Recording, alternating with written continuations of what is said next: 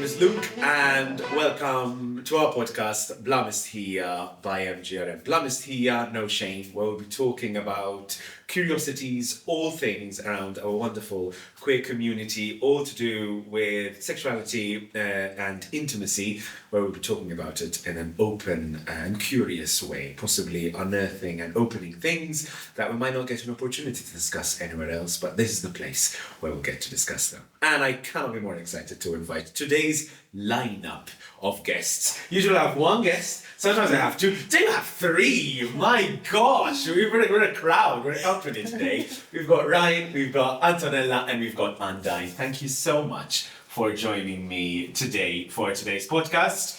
We are, of course, people are going to hear us, but also people are going to see us today. And we're having the most beautiful conversation before we started on how we sit the most queerly. So this is my invitation to you all to sit as queerly as you like. Feel no formalities in this space. Right over here. Exactly right. This is our open conversation. Thank you so much for being with us here today. I would love to hear a bit about you before we even delve deep into what we're going to be discussing today. Right next to me over here, we've got Ryan. Who are you, Ryan? So, Ryan, I've been working in the social field for the past 7 years. I'm an activist for LGBTIQ rights, and I like to read a lot about sexual minority men and how gender expression influences sort of sexual experiences between men. That's fantastic. And these topics interest me a lot because we don't talk much about them, unfortunately. We don't talk enough about them. Absolutely. Ryan, you're an activist in your own right, in your own time as well, so yes. Wonderful to meet you.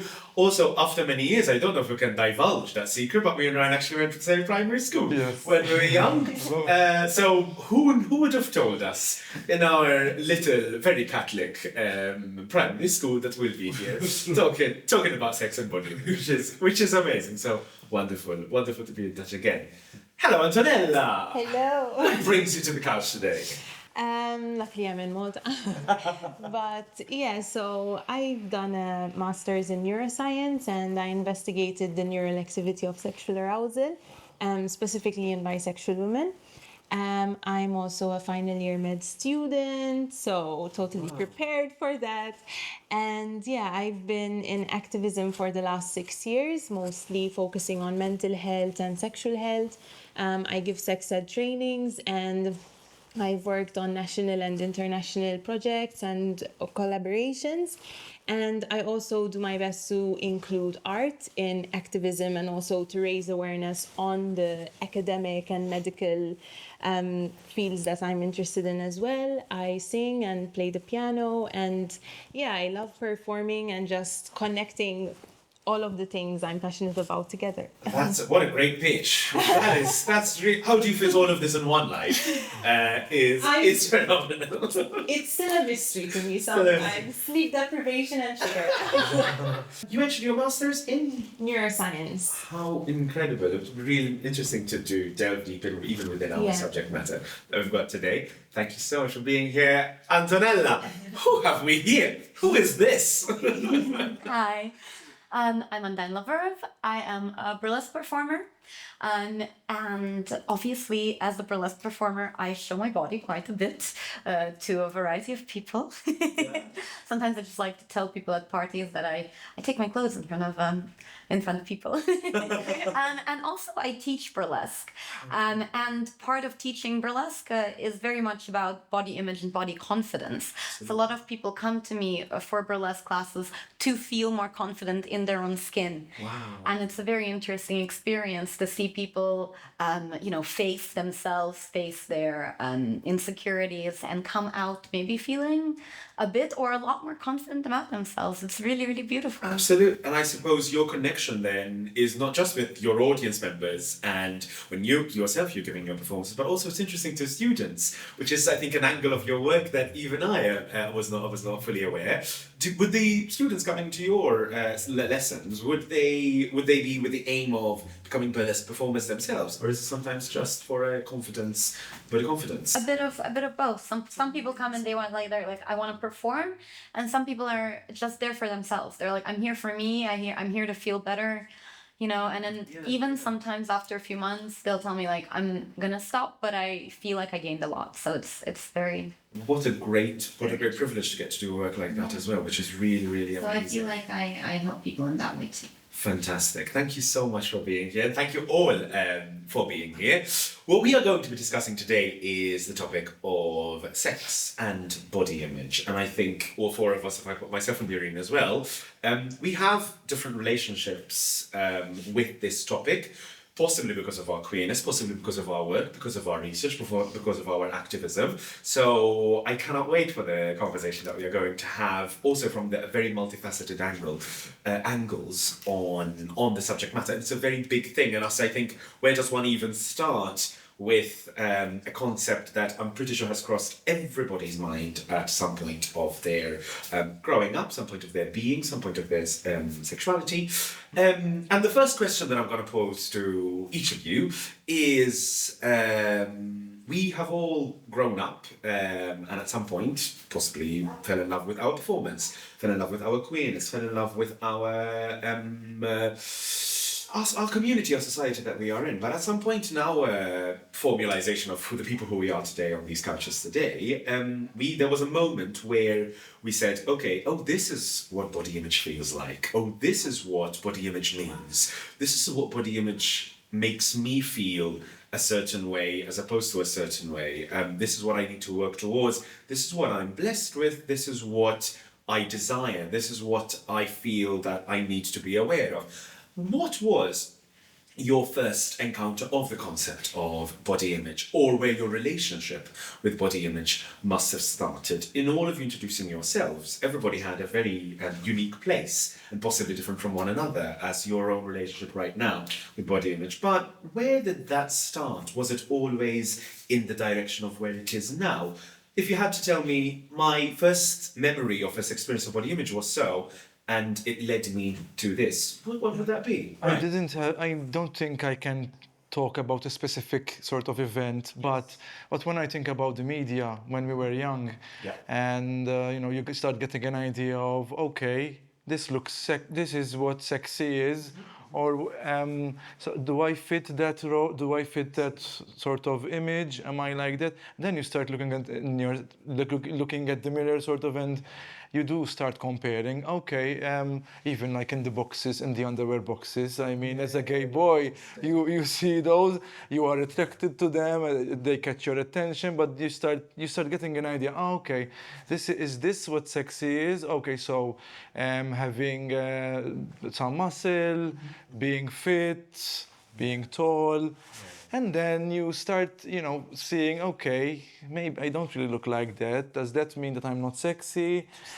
And I mean, as a young boy, you do sort of feel you need to fit, you need to reach this kind of beauty ideal, I guess. Then growing up, and as you start meeting people and reading, you do realize that, that's not just one, that is just one sort of idea of what beauty is, but there are many others.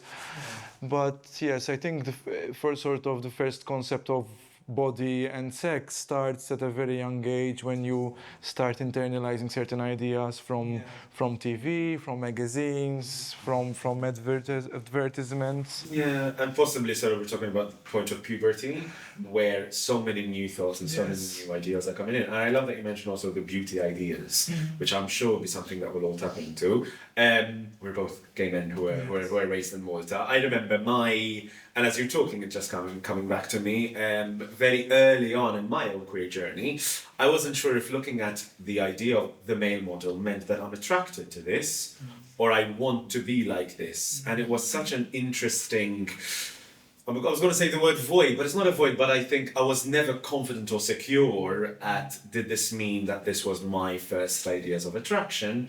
Or does this mean that, I think this is beautiful, so I want to be like this? And now that I'm very solid in my queerness, it's really interesting that I see it within the male dialogue on how possibly even heteronormative or straight men would look at the body ideal, and that's a different relation over there. We're talking as gay men over here, but I'm going to open it to you. What was your first I think for me, media played a role as well. I feel like at this point it's kind of a subconscious influence as well. You see these bodies always represented. Even it was really interesting for you to say kind of on underwear packages as well, even just mannequins. Absolutely. And also, like, side note, but it was really interesting. This summer I was living in Mexico, and the mannequins in Mexico look very different from the mannequins in Malta. In what way? And That's very interesting. like the ones in Mexico, the bodies are much curvier and so on.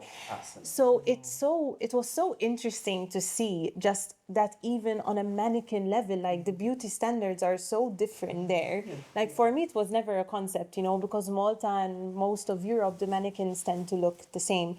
So I think beauty ideals and standards are just ingrained in society to a deep level. And I'm the youngest out of 5 siblings, and also there's quite a big age gap. So I think growing up, even hearing my siblings talk about their body and how they view it, was setting a lot of standards in my head.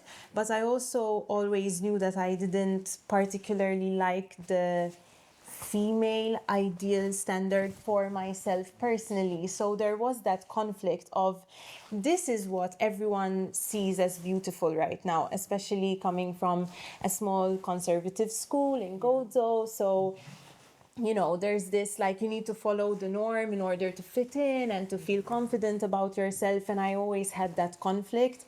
And at some point, I kind of went more in touch with my masculine side. So my outfits were kind of very, like, much more masculine focused. And I would get a lot of comments, but pick a gender, like, are you a guy, are you a girl?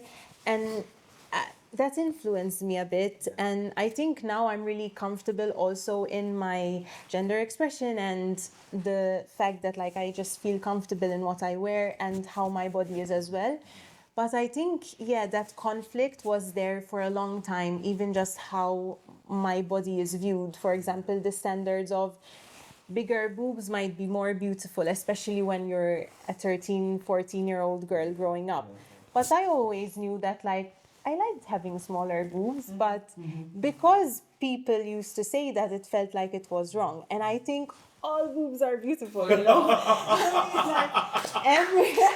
Let's put that on a billboard. All bodies are. And I think that's also something that's important to note, that it's important that you feel comfortable in your body. It doesn't mean that you only think your body type is beautiful. It just means that it's important to acknowledge the good points that you have and to feel comfortable in that. So, yeah. You mentioned conflict, and it's really interesting for us to investigate where, because I'm sure that everything else that we're going to be talking about will come out of that conflict, because if body image was just something that we are as secure with as anything else within our sexuality or just being, we'll not be having this conversation. So the idea of conflict is already something that we would experience from a very very early age. Undine, you've got this wonderful, powerful relationship with body image, and there's a lot of the work and the world around burlesque has beautiful ties with the body. How did that materialize and come to be to the place where it's today? It had to come to be because it wasn't always like that. Interesting. Yeah, I didn't always feel comfortable with myself the way I am. I wanted to talk about the sexuality thing because you said things that sparked something. I remember asking my mom for the first time when I was about 7 or 8. I asked her, like, what's sexy? And she thought about it and she said, like, Pamela Anderson. She's sexy. And I was like, how interesting. I was like, yeah, she is. I get it now. Like, she is. And then I got it. I was like, I think I know what sexy means. The definition is very clear, 2 words. Wow. Thank you. And from then I'm like, I got the picture. But for me, like, for example, I always wanted to dance or do something in the arts because it was always part of me, and I always did. I studied dance and art and singing and acting and all that my whole life. And my mom took me to the auditions for the Royal Ballet Academy, and I didn't get accepted because they looked at her, they looked at me, and they said, "Oh, she's gonna be short and stout. Doesn't really work for us." So I was like, so I was like, I guess dancing is not in my future, right? So Then I thought, I'll do something else. It's fine. And I kept dancing for myself and I loved it. And I did a lot of different styles of dancing. So then I went into belly dance and I thought maybe that's it. But then kind of burlesque came into my life. Okay. And I realized that in burlesque you find women and men and everything in between. But the people are of all sizes and all shapes. Absolutely. Like there's no one specific mold that you have to fit. And it's great if you're curvy, it's great if you're not. It's just burlesque is for every body, literally. And then I kind of, through that, I started feeling a lot more confident about my body. And it was like a healing experience. It was me kind of getting in touch with my body and accepting it and finding, because if you're gonna go in front of people and you're gonna take your clothes off in front of people, you have to feel good about your body. Otherwise it's like it's really, and it's scary because you are bearing yourself. But through like the acceptance of my own body and the power that I felt when I was on stage, I really kind of learned how to fall in love with my body. And my body changed a lot throughout time. And whenever it changes, it's always like difficult. Either I lose weight, mostly lose weight recently, which like is weird for me because I don't feel as curvy and I'm like, but it's okay. It's who I am. And it's, I feel good within my body now. I've learned to love it and I think it's a really beautiful thing. But it's a journey. Absolutely. It is a journey. You mentioned power, you mentioned conflict, which is such an interesting journey from one to the other. And as an audience member, I've never participated in burlesque, even though I work in the arts as well. But I'm a big fan from the seats. I'm terrified when there's interaction. When I have to come on stage, like, I'm not ready.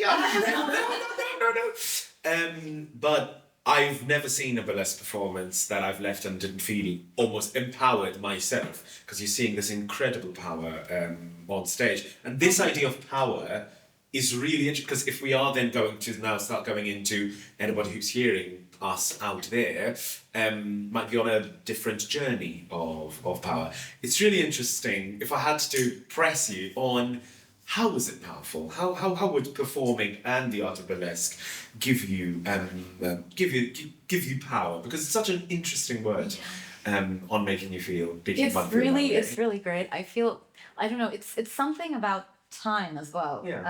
When you're on stage, you're not only like, you don't only own your time, but you literally own the time of everyone who is there. Absolutely. And those 3 to 5 to 7 minutes, they belong to me. Nice. And it's my moment.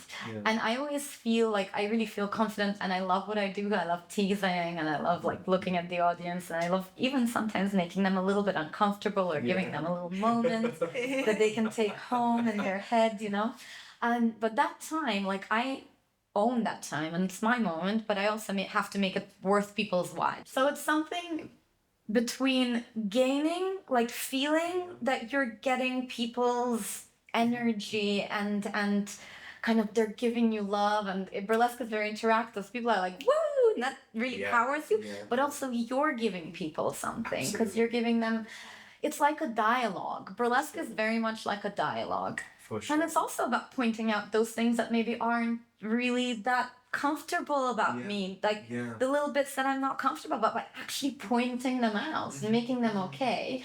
And then people see that and they see people like them on stage that they can relate to. Absolutely. They're like, I don't look like that, but I look kind of like that. And this person's literally like almost, very revealing themselves, and it's okay because that's actually, it looks beautiful. This equation of power is so because if we're going to go for body empowerment, it's really interesting on how the device of art, device of performing, could be a bridge for something like that. As I say, this year I had a production that I was in that I was wearing heels, and I've never done it before in a performative way. and the power that such a small little thing gives to my entire body was something that gave me quite a lot, and I think about it a lot. So I would only imagine the scale that then being a professional burlesque performer would give you. I think self-confidence is a journey, first of all. Absolutely. And it is what makes you, you know, look more attractive. Whatever body type you have. It's not easy. No. Because to love yourself, to love your body, it's as I said, it's a journey, and you have to sort of learn how to respect your body. Sure. I mean, you are living with your body 24/7 until the day you die. But then, obviously, with dating apps, for instance, and the dating scene, there are moments where you get maybe negative feedback from people, negative comments. People, you're chatting with someone, and because they're hiding behind their phones, they would just say, call you, I don't know, names, or they just block you, or you meet up with them and then you see it from their body language that maybe they're not happy with what... Let's go into this, Ryan, because I would love to. I would love for you to elaborate on that, because we're celebrating power and the power of the body over here, and if we had to now start linking it, also how does that help us give us power, let's use some metaphor, give us power, take away power from our own sexual lives, from our own sexual connections. And dating apps might be one avenue to go down, because your first point of call is how you look. It's not how charming you are, it's not where you're from, it's full on. The image of how you look could be a swipe, could be a tap, could be any other thing to just say, I validate this. And before we even go into, I think, the social weight of it, us talking about body types, it's very interesting that within the gay community there are also body hierarchies. Am I right? I don't know if you can. Yes. So body hierarchies, sexual capital. What does that mean? In what ways? When we talk about sexual capital, it's basically, we talk about sexual capital, cultural capital, different types of capital, sort of the currency, sort of how much, the more sexual capital you have, the higher the chances of you, I don't know, having sex with people, having sexual interactions with people, looking attractive. You get sort of more points. I see. And this is very, so it is very much dependent on the society and the beauty standards of the society. So what is considered beautiful here might not be the same as what is considered beautiful in other countries. However, I do notice sort of these ideals, these standards of, as I was saying before, having to have a certain body which is lean, maybe a bit muscular, a bit hairy sometimes, and being tall. When you are overweight, when you're short, when you, I don't know, have some kind of disability, visible disability, you start feeling more conscious. And because of these expectations, some people feel, like they don't feel comfortable maybe being on the apps or talking to other, in case of sexual minority men, to other men.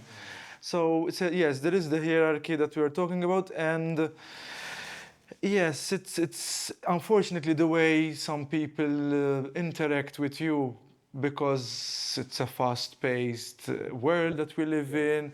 You just want you just want instant gratification.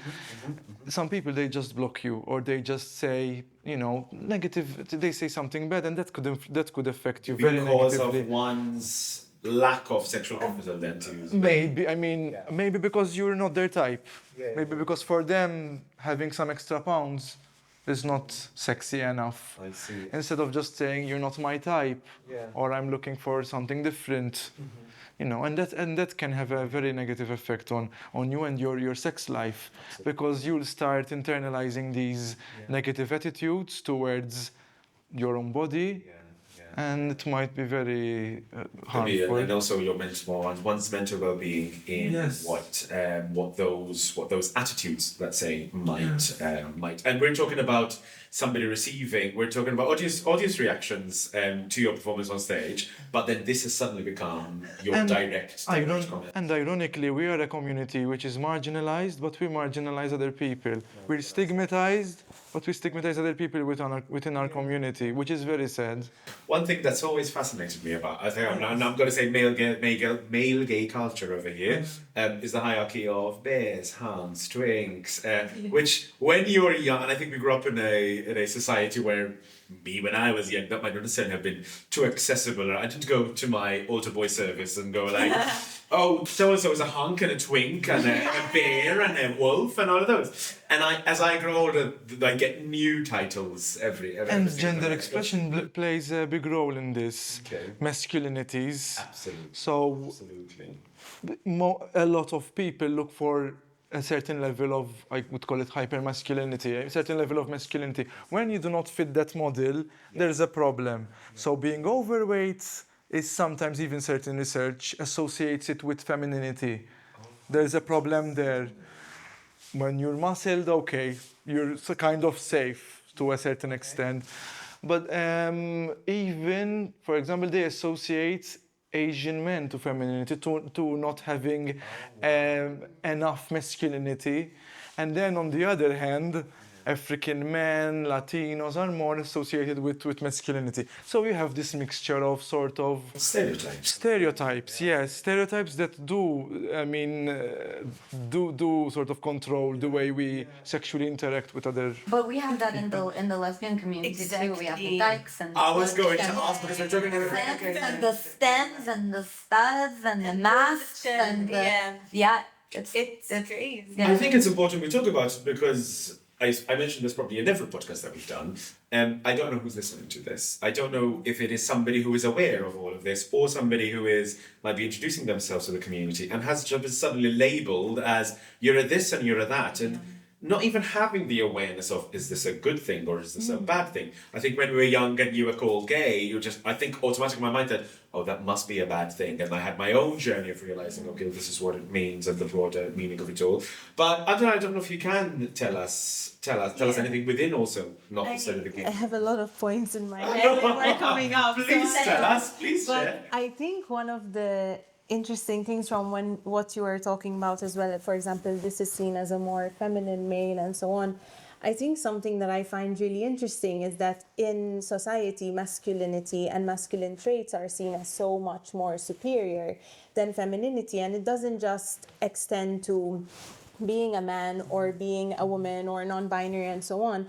It extends to masculinity and femininity within the same gender. Yeah. So if you, for example, within the lesbian community or for women in general, wearing more masculine things, for example, a woman wearing a suit is powerful, badass, so on. If you get a man wearing a skirt, then that's a whole other thing. So it shows how the basis is that masculinity is put on a pedestal and femininity is not. Yeah. So I think even just kind of learning to tune into your femininity sometimes and realizing that it's not weak, it's also beautiful and amazing is really important. And I love just the concept of fluidity in life because it is everywhere. And I think it's important to know that beauty standards don't just change across countries, but they change across time as well. You can be in the same place all your life, but 10 years difference, and one time curvy bodies are more in trend and one time completely thin bodies are more in trend, or body hair is better today, body hair is not good tomorrow. So it kind of shows the importance of you being comfortable with your body, because yourself. Yeah, because if you depend on society's approval, that's always going to be different. And even with attraction, I might be disgusting to this person and the most attractive to this person. So does that make me good or bad? No, it's just differences and uniqueness. And even in terms of the experiences, for example, for me, performance and photography really helped me tune into my body confidence as well. And for me, in the past, there were a history of sexual abuse, and that kind of really takes away the power from your body. And I struggled a lot with that feeling of, but my body isn't mine. It's objectified. It's for touch, which I didn't want, and it makes you feel like your body is just a kind of cage, actually. And then things like photography, like performing, connecting with audiences, connecting with other artists, made me realize that my body is what I make it out to be. My body is the vessel that gives me life, that allows me to walk, to travel, to live. And whether I want to use it for sex, whether I want to use it for art, to raise awareness, for a political message, I can. And I feel with abuse, like talking about it through art really helps you get over it. From personal experience as well with like sexual abuse. I feel like it really helps. And we're mentioning objectification as well. I don't know if you want to. But I wanted to say something. Go for it. Because I want to say that, like, I'm very femme, for example, right? So I have to come out all the time. And sometimes, like, I have to think of, like, is it worth it as well? Is it worth it? Or should I just not? How are the people going to react and all that? So sometimes I'm just like, whatever.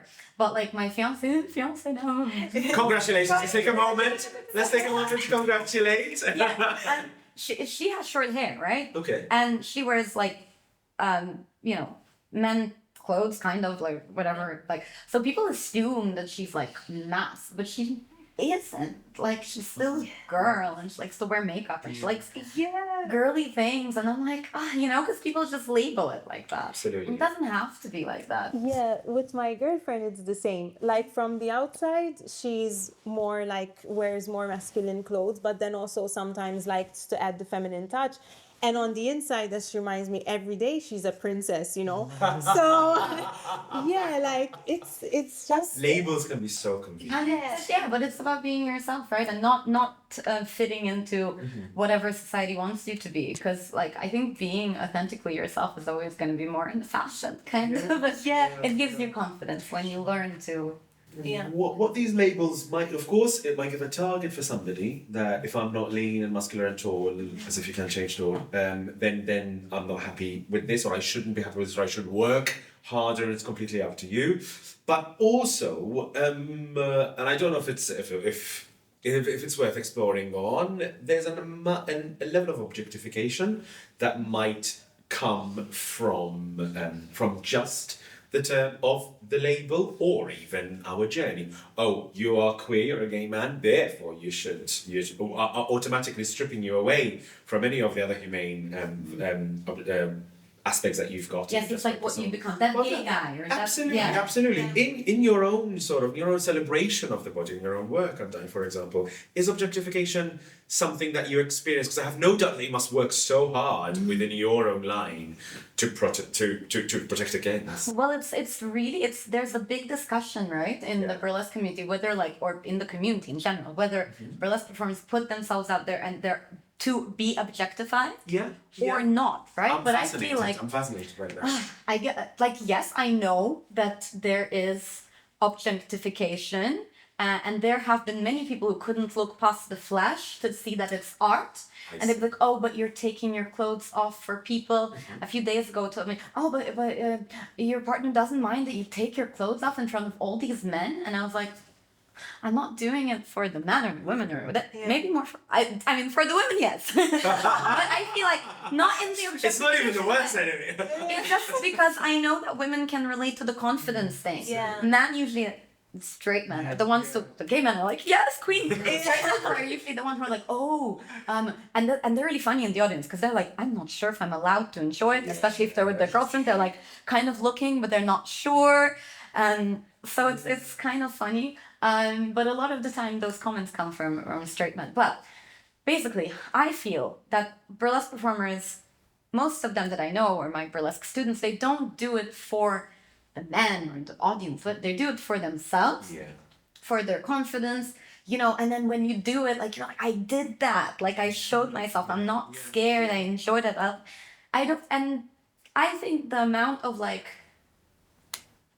confidence and also, like, being naked on stage is still a political act. Absolutely. So I really don't think the objectification that does exist bothers me. It doesn't bother. I don't care. I don't care what people are thinking about me, you know? I mean, I had partners who were like, oh my God, people are probably like thinking this and that. I'm like, you can't stop people from thinking what they're going to think about you. I could be wearing a turtleneck and people could be thinking the most disgusting things about me. You know, and then I also put like certain type of photos online.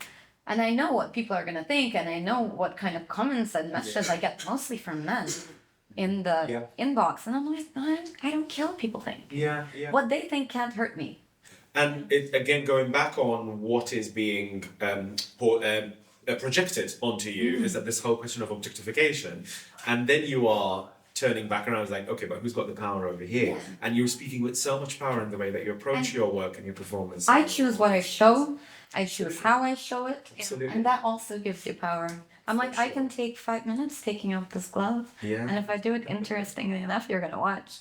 I don't even have to, like. Absolutely. So I think it says it's. If that's that, and also I think it's super important. Anybody hearing us out there, possibly who's never been to a burlesque performance, and just thinking of the journey that you must have been to be at this stage. All of these conversations for all of us would not have been there. Because I keep saying taking your clothes off, right? I just want to say that burlesque is a form of dance. Well, the way we do burlesque, because it has a long history in that. But it's a performance art in which you it's a journey. It's not about the final reveal, but it's about how you take it off. And it's the tease without the sleeves. It's the art of seduction, right? And it's all about building anticipation to make people want to make your hand exciting. Like, you know, it could be like, as building anticipation, take a glove off and they see your hand. They're like, oh my God. That's so exciting. So it's not about the final reveal. It's about... Thank you so much. Thank you so much for sharing that, because I'm pretty sure that different definitions will be out there. It's super easy to just... Comments on Facebook like, oh, they're just taking their clothes off for attention. And then someone replies, they're like, if you think that, you have an IQ of a bankina. And I'm like... IQ of a bankina.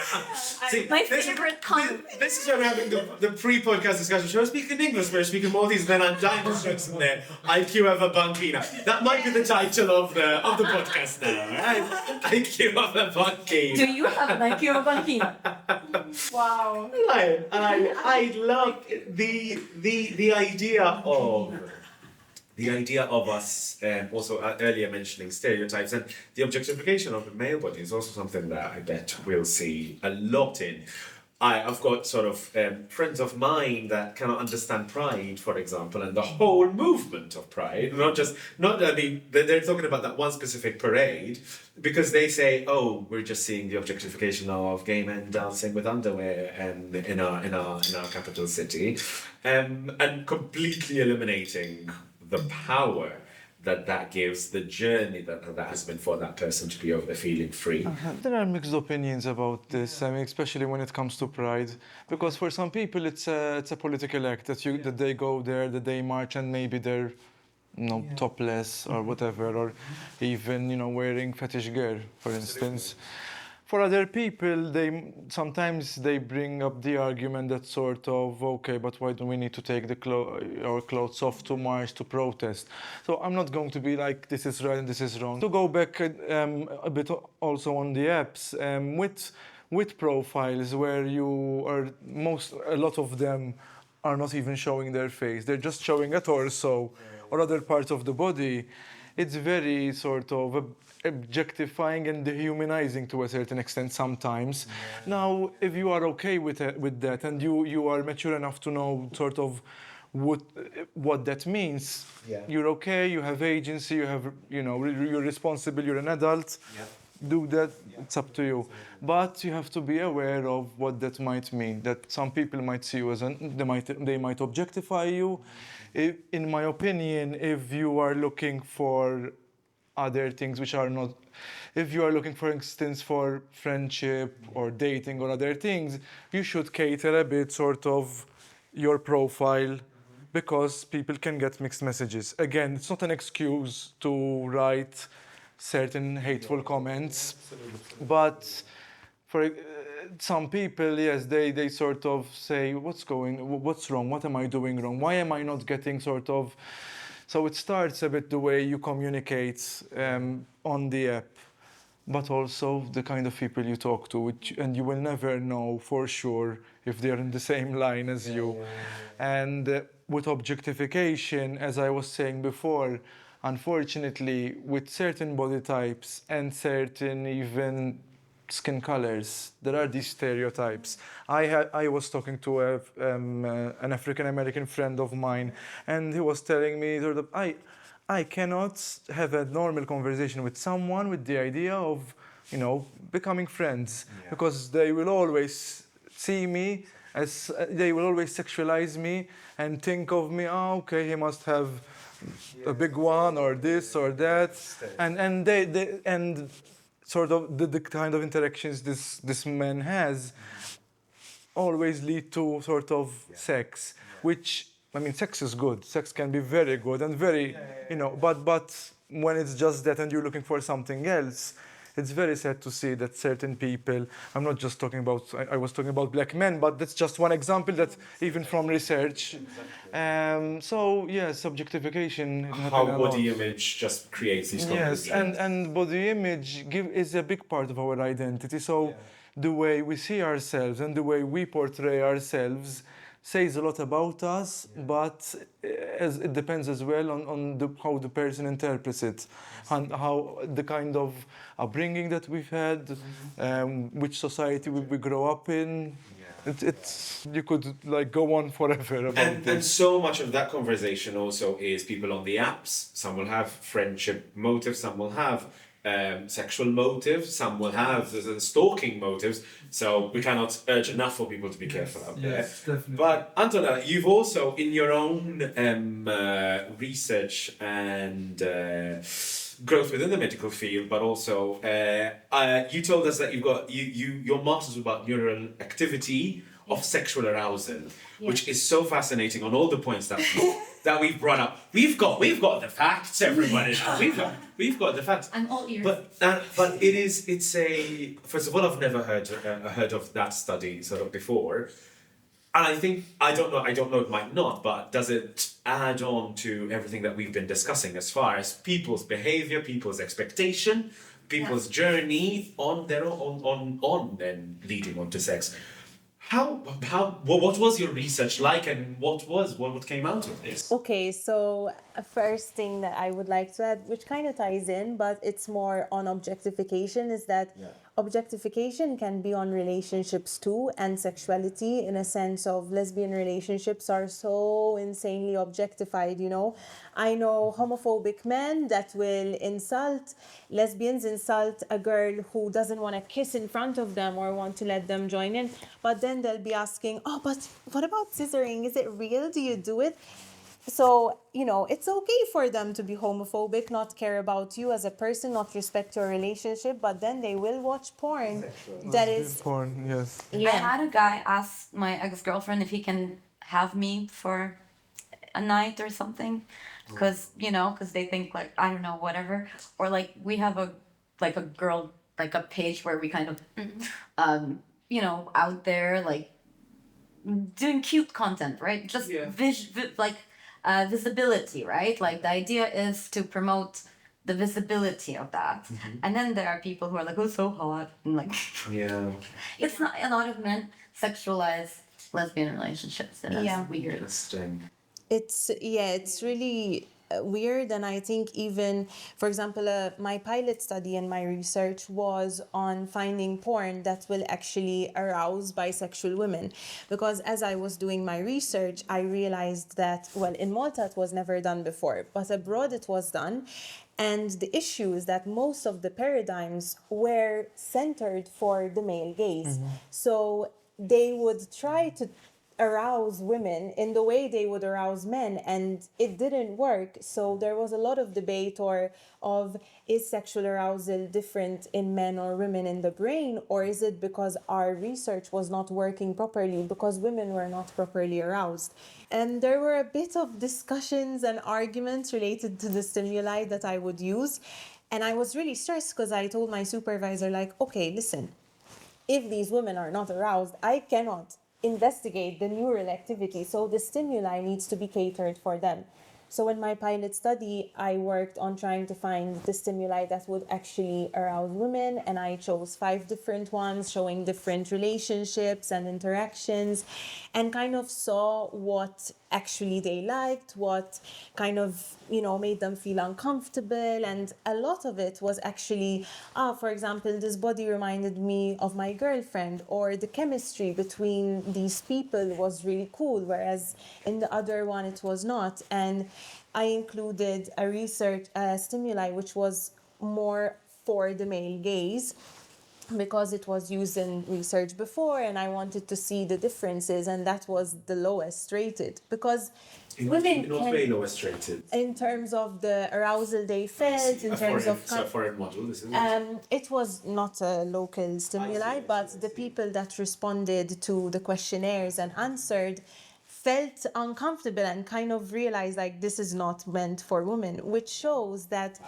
it's sad as well that, for example, a lot of lesbian porn is for men, not for lesbians, and you can tell the difference, but it's even in that regards.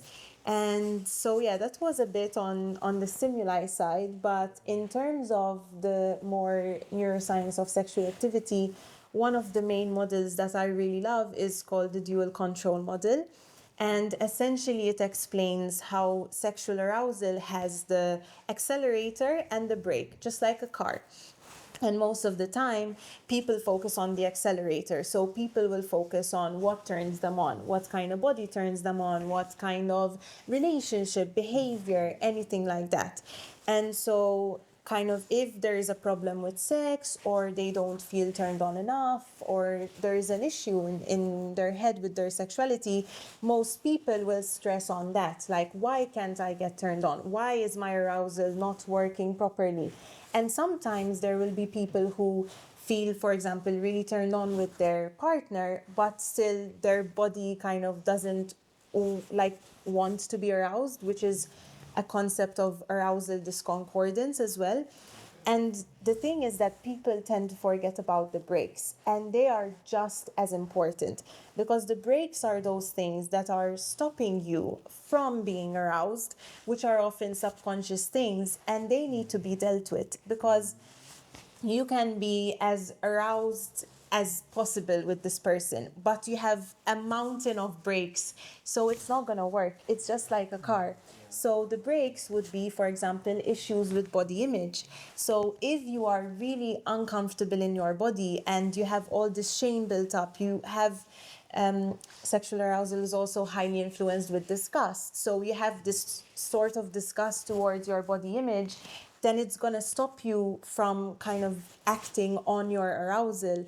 So it's really important, even in therapy context, where that break, those things which may stop you from being aroused, are also tackled. Because a lot of the times when people have issues with their sexuality or sex life, it tends to come from the brakes rather from the accelerator. That's interesting. That's a good idea to complement your partner's body. Yeah. Because that makes it feel good. They're like, oh, okay. If like someone tells you I like everything about you, or I like you don't like something, they're like, but I like it, and you're like, yeah, okay. Yeah. Yeah, exactly. Maybe it's not that bad. Yeah, yeah. Also, question: do women find like storytelling then more arousing, a build up, right? Yes, I imagine. yes. Because personally, I find like if I watch porn, or I don't really watch porn anymore. If I ever watch porn, like I need a story, I need a build up. Otherwise, it's just not interesting for me. There needs to be something that like. Yeah. Otherwise, like. Yeah, that was a big part of how like a lot of studies were male directed, because for example there were sexual arousal studies that were showing flashes of genitals to turn people on. Okay, maybe it might arouse some men, but women were if you show a 5-second picture of a penis, then so and even in terms of duration, for example, some were 1-minute clips or 2-minute clips, it's not going to do anything. So the storyline, the build up, the duration, the chemistry, between actors and so on, it's all much more relevant, especially to women. Really interesting, really fascinating, and also how body image truly plays into that. As we slowly start wrapping up, I'm going to ask you each the same question, because I feel we've managed to investigate so many different spheres as well, and the same central idea of body image has been tackled academically, has been tackled through our experiences, has been tackled through a performative side. On the reactions to it, we've discussed stereotypes, we've discussed comparing one another. If our entire common motive it is to have healthier relationships with body image, we are each, I think, working within our own fields to work towards that in different ways. And if anybody out there is listening to us, and this is something that maybe not necessarily even struggled with could be one option, but is also on a journey of discovering what that relation to your own body image could be, how it could help. You just given us the example of how the body image could be one of the reasons why there are questions around somebody's sexual arousal, for example. How can we build these healthier relationships with ourselves and with our body images, given the world that we've set, and I think given a very fair construction of around us? How can we build a healthier relationship? First of all, I think it's important to do a bit of a detox from social media sometimes, or to be aware at least of what the expectations are, but how unrealistic they can be, first of all. In an ideal world, we eat healthy and we exercise, but there are moments in life where where it's very difficult to do that. So I think it's very important to take care of our mental health and to work towards building our confidence, which, as I was saying before at the beginning, it is one of the most attractive things you can do. Absolutely. So yes, and trying to surround yourself with people who appreciate you and for who you are, and who love you as a person. The body is a big thing; it's a crucial part of you, but there are other aspects of you as well. You need to be seen. You need to be appreciated as a whole. So that's my mantra. And it is so wonderful. There'll be aspects about ourselves that if you are in the wrong community, not wrong community, there's no such thing I think as a wrong community that's not supporting you so well, thriving is going to be so hard. So thank you, Ryan, for sharing that. I'm going down the line in no particular order. That's okay. I agree a lot with what Ryan has said, and I think focusing on body image for your own sake and to be healthy and feel good about yourself rather than necessarily look a certain way is really important, because as we've all said, confidence is a big part of your attractiveness as well, and how sexy you seem and feel. And so it's important to realize that viewing your body in a good way and feeling good and being healthy is important for yourself, rather than wanting to look a certain way because maybe also your anatomy cannot look in that way.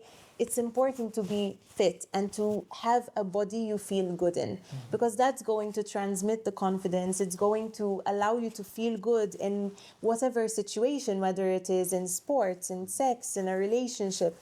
So do it for yourself, most of all, and also to explore different things. Explore burlesque, an amazing teacher right here, and use art like anything, because it can help. Like sometimes talking is not enough. Sometimes you might not even realize that you have that issue with your body, but art, singing, dancing, photography, and for yourself. I feel like nowadays there's a lot of I need to compete, I need to be professional in this.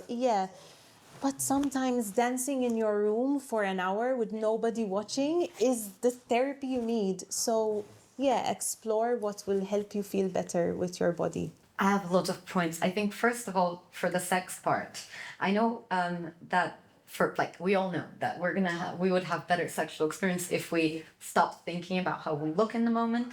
And I don't think you can always look attractive in the moment, especially with some of the poses that we pull. Yes, yes. When you're trying to get that perfect cis, I'm joking. Yeah. No, but I think that's one important thing, to like stop being in your head about how you look when you're having sex, because often that would be one of the things that stops you from. Yeah. That could be one of the biggest breaks, right? Yeah. I think so. That's like just let that go, let yourself go, and let yourself have fun.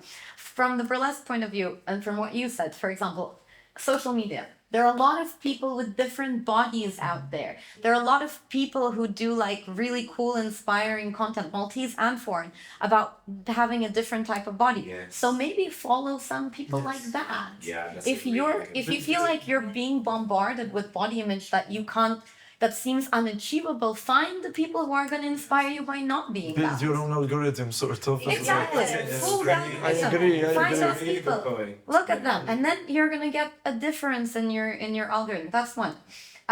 Two is what I teach a lot in burlesque is we obviously first thing that people do is they come into the studio and they face themselves in the mirror. And so a lot of people, I realize that people don't look at themselves as attentively in the mirror as they do when they come to class, because they have to. And sometimes I see people, they don't, and I'm like, are you looking at yourself? No, you have to. That's the first step. Facing yourself. And then we do a lot of exercises, like we talk about the parts of the body that we like, but then we talk about the parts of the body we don't like, and we put attention on them intentionally. And we touch them, and we talk about them, and we stroke them, and we try to see in what positions they might look more attractive. Like, I don't really like this, right? But I'm gonna do this, and maybe do this, and like this doesn't look so bad, you know? Yeah. And we talk about this, and we touch those parts, and then we touch our body with love and with care, and with our eyes closed, and just have a moment with our body. And I think it's so important to connect with your body and just touch your body, not in a sensual way, not in a sexual way, just touch your body and be grateful for the things that we can do with our body. Yeah, absolutely. And then you start learning ways in which you look more attractive, and you're like, oh, but I can do this, and I can, and this, and you learn to love yourself in a way somehow, because you face yourself, and then you accept yourself, and then you actually learn that it's not so bad, and we're only gonna get older. Yeah. And then when you're like 70, are you gonna care about how perky your boobs are, or how no? So like enjoy the body you have now, because you're never gonna be younger. You're only ever gonna get older, and it's all downhill from. No, I'm joking. Not looking like that. No, but like we have to enjoy the fact that what we can do now, Yeah. right, with our bodies, and just be grateful for that, instead of wishing what we could be. And you could work towards that, but right now this is what you are. So just Yeah. accept yourself, have sex, have fun, enjoy yourself. What could you be doing instead of sitting there and thinking, oh, I wish I had 2 extra kilos Yeah. or 20 extra kilos. No, this morning I skipped gym and I had a toast. And you did well. Yeah, I also didn't think I was coming. But you know, The invitation to love yourself is so beautiful. And we've got this one body that we've got, and it will be with us. Relationships will come and go, jobs will come and go, the world situations will come and go, and this is something that we're always going to have. The longest relationship we're gonna together. The longest relationship we're going to have is going to be one with our bodies. So not just thank you for your time that you've given us, but also thank you for being such ambassadors for the things that we are talking about, because I feel you are all champions in your own different fields of what it means to have a relationship with your body, of what it means to really understand and get to interrogate what different and diverse, let's say, body images and body attitudes could be. So if there's anybody out there who is listening to us and they are in a place where that questioning is happening, I hope they can look at you right now, they can look at your body of work and look at the work that you are creating out there, that will continue to inspire, and I have no doubt that you will. Thank you so much for being on our podcast today. Thank you to our listeners as well. I have no doubt that there's a lot of wealth of information and richness over there. I've been Luke, and this was Mistħija. Take care of yourselves, and today I'll also say, do love yourselves and love those bodies, because we are with them forever. Take care of yourselves. Till next time. Bye bye.